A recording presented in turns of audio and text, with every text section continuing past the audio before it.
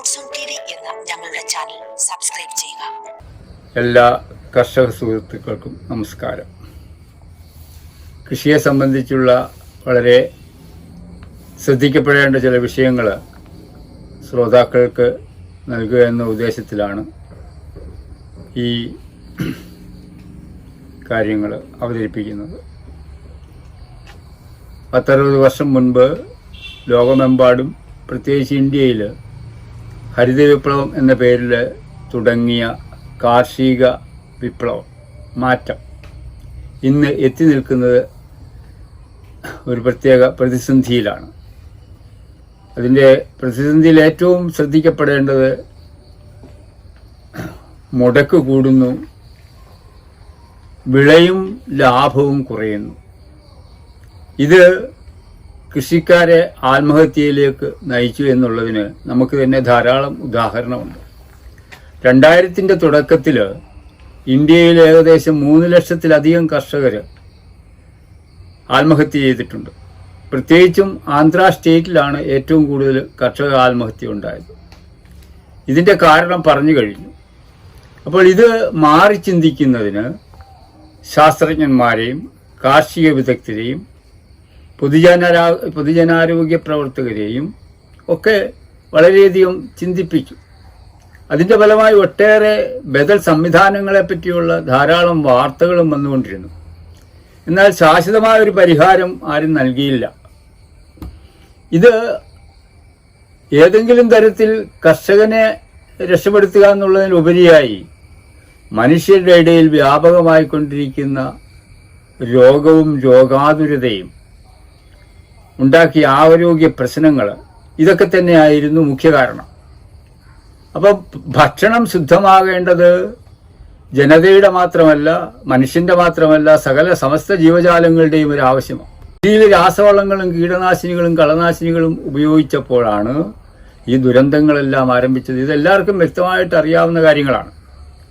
അപ്പോൾ ഇതിന് ബദലായിട്ടുള്ള സംവിധാനങ്ങളെപ്പറ്റി പല അന്വേഷണങ്ങളും ശ്രമങ്ങളും നടന്നുവെങ്കിലും അല്പമെങ്കിലും പ്രായോഗികമായി വളരെയധികം ശ്രദ്ധിക്കപ്പെട്ടതും ധാരാളം കർഷകർ ഇന്ന് ഇന്ത്യയിൽ അനുവർത്തിക്കുന്നതുമായ പ്രകൃതി കൃഷി തന്നെയാണ്.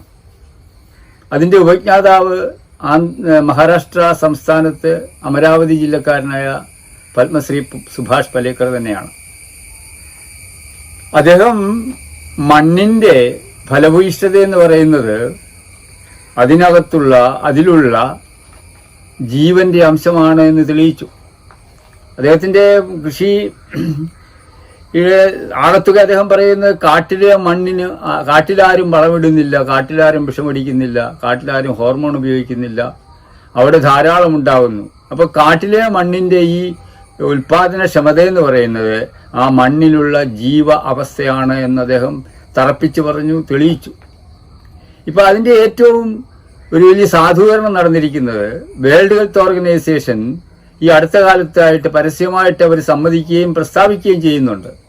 മണ്ണിൻ്റെ 3 ഘടകങ്ങളെന്ന് പറയുന്നത് അതിൻ്റെ ഫിസിക്കൽ സ്ട്രക്ചർ, അതിൻ്റെ കെമിക്കൽ സ്ട്രക്ചർ, അതിൻ്റെ ബയോ സ്ട്രക്ചർ.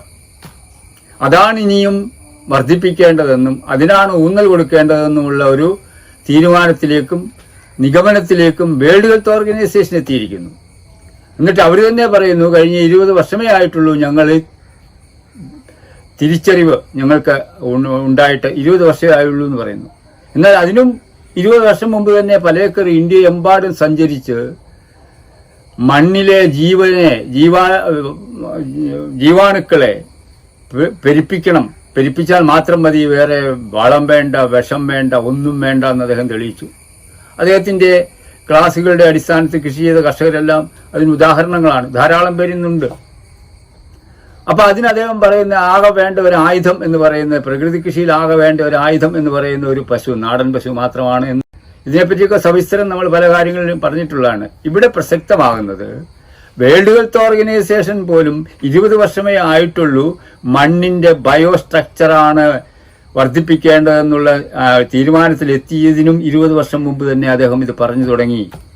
ഇത് ഇന്ന് അനുവർത്തിക്കുന്നതിൽ മുൻകൈ എടുക്കുകയും അതിനായി ശ്രമങ്ങൾ ആരംഭിക്കുകയും ചെയ്തത് ഇന്ത്യയിലെ ആന്ധ്ര സംസ്ഥാനം മാത്രമാണ്.